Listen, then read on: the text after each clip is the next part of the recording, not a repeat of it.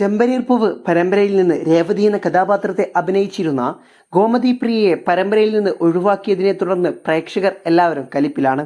എല്ലാവരും രേവതിയെക്കൊണ്ട് ഗോമതിയെ പരമ്പരയിലേക്ക് തിരിച്ചു വരണം എന്ന് ഒറ്റ സ്വരത്തിൽ അഭ്യർത്ഥിച്ചു കൊണ്ടിരിക്കുകയാണ്. എന്നാൽ താരത്തിന്റെ പിന്മാറ്റത്തെക്കുറിച്ച് താരമോ ചാനലോ സീരിയൽ അധികൃതരോ ഇതുവരെ ഒരു വാക്ക് പ്രതികരിച്ചിട്ടില്ല.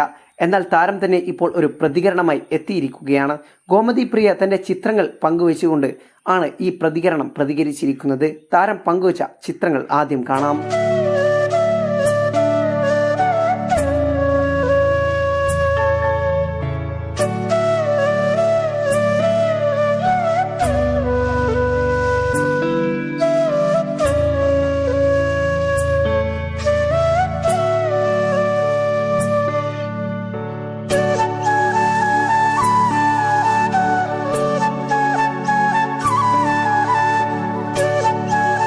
ഈ ചിത്രങ്ങൾക്ക് പിന്നാലെയാണ് താരം തന്റെ പ്രതികരണമായി കുറിച്ചത്.